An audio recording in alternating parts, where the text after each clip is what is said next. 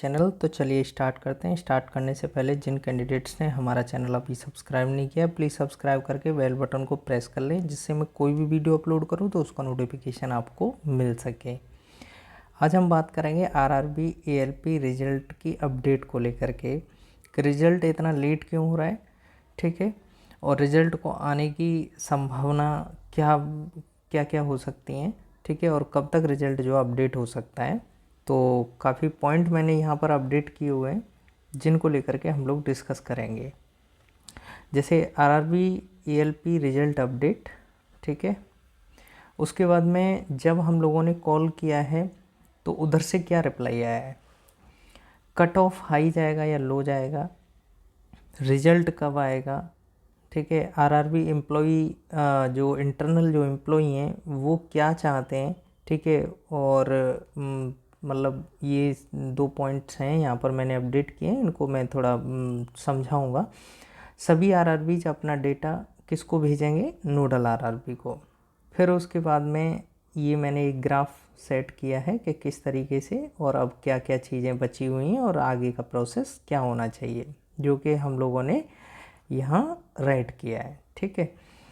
उसके बाद में जब हम लोगों ने आरआरबी को कई बार कॉल किया है, ठीक है, रिज़ल्ट की अपडेट के लिए, तो मैंने कल थोड़ा सा टेक्निकल इशू था तो वॉइस नहीं आ रही थी, तो इसमें कई बार कॉल करने के बाद में उसके बाद जब ये कॉल पिक करती है आरआरबी, तो सिर्फ एक जवाब देती है कि आपका रिज़ल्ट अपडेट हो जाएगा, आप वेबसाइट को, ठीक है, वेबसाइट को विज़िट करते रहिए। ठीक है साहब, हमने बोला ठीक है, हम आरआरबी वेबसाइट को विज़िट करते रहेंगे, लेकिन हमने 2018 का भी बताया था कि सर 2018 में जैसे लिंक ओपन होने वाला होता था तो लिंक के नीचे टाइम आ जाता था, जैसे 11:59 या 11:23, ठीक है, और डेट आ जाती थी कि जैसे 23/10, ठीक है, 2024 या जो भी है, ठीक है, इस तरीके से मतलब डेट मेंशन होती थी और ये लिंक जो है इस तारीख को ओपन हो जाएगा, इस तरीके से ये अपडेट करते थे। लेकिन अब क्यों नहीं, तो उन्होंने सिर्फ एक जवाब दिया कि आप आरआरबी की मेन वेबसाइट है, जो कंसर्न्ड वेबसाइट है, उसको विजिट करते रहिए, वहाँ पर आपका रिज़ल्ट अपडेट कर दिया जाएगा और आप वहाँ से अपने रिज़ल्ट को देख सकते हैं। तो अभी तक उन्होंने प्रॉपर कोई जानकारी नहीं दी है। अब हम लोग एनालाइज़ करेंगे, ठीक है, एनालाइज़ करेंगे कि क्या क्या चीज़ें हो सकती हैं। तो ये तो हो गया आरआरबी का रिप्लाई। फिर उसके बाद में हम लोग बात करेंगे कट ऑफ हाई जाएगा या लो जाएगा।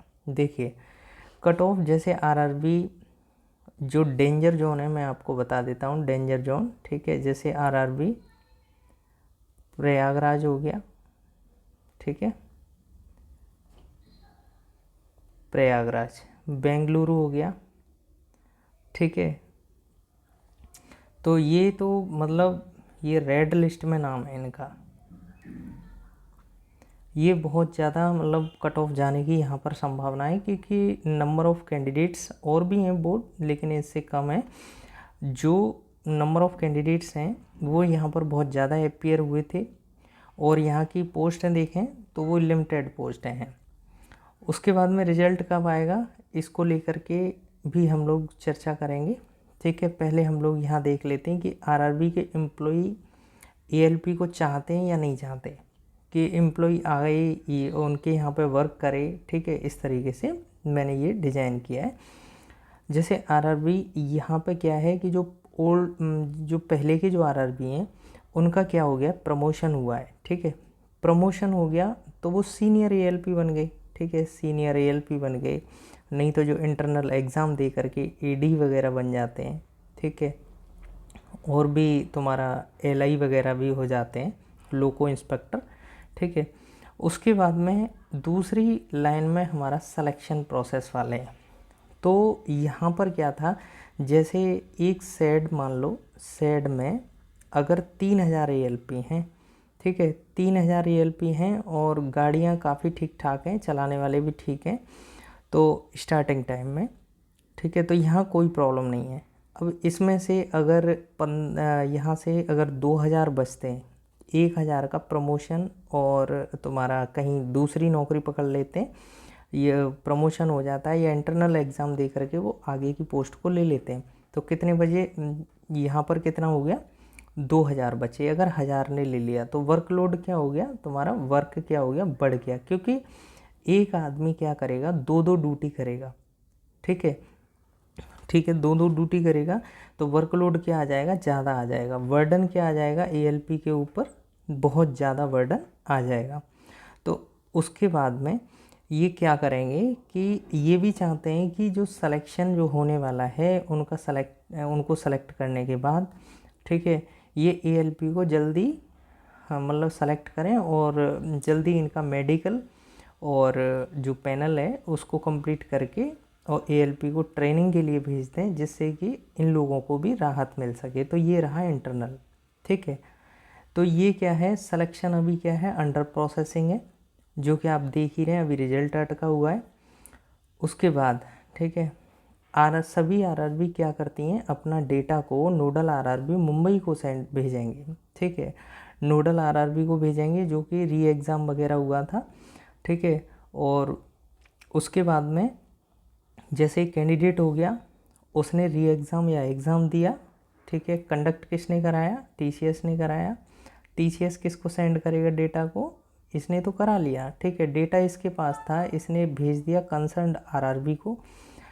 कंसर्न्ड RRB ने क्या किया, इस डेटा को भेज दिया तुम्हारा नोडल RRB में, और नोडल RRB क्या करेगी, 4-5 काम है, क्योंकि भाई ये मुख्य RRB है। ठीक है, अभी जो विवाद के बाद में ये जो बनी हुई है री एग्ज़ाम के बाद, ठीक है, तो ये क्या है, नोडल RRB। इसके 4-5 काम मैंने लिखे हुए हैं, जैसे अपडेट द स्कोर कार्ड। ठीक है, ये स्कोर कार्ड को रेडी करेंगे और अपडेट करेंगे। फिर उसके बाद में रेडी द रिज़ल्ट, रिज़ल्ट में कोई कमी नहीं होनी चाहिए। फिर उसके बाद में इनका रिज़ल्ट बनाने के बाद में ये रिज़ल्ट को रीड करेंगे, क्रॉस वेरीफाई करेंगे, बहुत सारी चीज़ें होती हैं वो कम करने के बाद में फॉरवर्ड टू ऑफिसर। ठीक है, अपने ऑफिसर्स को भेजेंगे। ऑफिसर क्या करेगा, ऑफिसर के असिस्टेंट होते हैं वहाँ पर, वो क्या करेंगे, चेक करेंगे इस डेटा को। ठीक है, चेक करने के बाद में ये चेक हो जाएगा, चेक द रिज़ल्ट। जब रिज़ल्ट चेक हो जाएगा उसके बाद में ये अपलोड द रिज़ल्ट। ठीक है, फिर अपलोड कर दिया जाएगा। अच्छा, मैंने यहाँ पर एक इम्पोर्टेंट बात ये लिखी है कि ये सब कुछ हो सकता है, ठीक है, हो चुका होगा। ठीक है, जितना भी प्रोसेस है ये हो सकता है कि हो चुका होगा, सिर्फ रिज़ल्ट पेंडिंग है, जो हो सकता है इस वीक में आ जाए। ठीक है, ये RRB का जवाब था कि इस मंथ में आ जाएगा। ठीक है, इस तरीके से RRB ने जवाब दिया है कि इस मंथ में हो सकता है, इस मंथ के लास्ट वीक में आ जाएगा। तो इस मंथ का लास्ट वीक क्या हो गया, यही वाला वीक। तो इस वीक में चांसेस हैं आने के, ठीक है, रिजल्ट के। अच्छा, रही बात दूसरी कि जो कैंडिडेट जैसे कि अदर एग्ज़ाम की प्रिपरेशन कर रहे हैं, ठीक है, तो उनको सबसे पहले एक चीज़ का ध्यान देना है, जो RRB ALP की नौकरी करना चाहते हैं, ठीक है, उनको जो तुम्हारा रीडिंग क्लासेस है ना, ठीक है, उनका इस्तेमाल करना है। रीडिंग क्लासेस का प्रयोग करना है पढ़ते समय। रीडिंग क्लासेस यूज़ करेंगे तो उससे ये कि आपका आई साइड जो है, ठीक है, आई साइड आपका मेंटेन रहेगा। ठीक है, जितना है उतना ही रहेगा और कोई प्रॉब्लम नहीं होगी आई में। उसके बाद अगर आपके और भी कोई प्रॉब्लम होती है बॉडी के अंदर तो वो चलेगा, नो प्रॉब्लम। अगर आप चाहते हैं कि मैं पर्टिकुलर उसके ऊपर एक वीडियो क्रिएट करूं तो मैं कर सकता हूं, कोई दिक्कत नहीं है, मैं कर दूंगा। लेकिन आप आइस का विशेषकर ध्यान रखिए कि अगर 6/6 आपकी आइस हैं और अगर ये यहाँ पर 6/9 अगर हो जाती हैं तो यहाँ पर प्रॉब्लम आ जाएगी आपको। ठीक है, ये वाले कैंडिडेट क्या होते हैं, सेलेक्टेड होते हैं, क्योंकि इसका मेडिकल स्टैंडर्ड जो A1 रहता है, ठीक है, A1 में क्या है, 6/6 आइस होनी चाहिए आपकी। तो आपको विशेषकर ध्यान रखना है और आई को बहुत ज़्यादा प्रोटेक्ट करके रखना है। ठीक है, तो इन सब चीज़ों को ध्यान देना है। तो आज का सिर्फ इतना ही था, और जिन कैंडिडेट को हमारा अगर वीडियो अच्छा लगा हो तो प्लीज़ सब शेयर एंड सब्सक्राइब करना ना भूलें। Thank you for watching this video.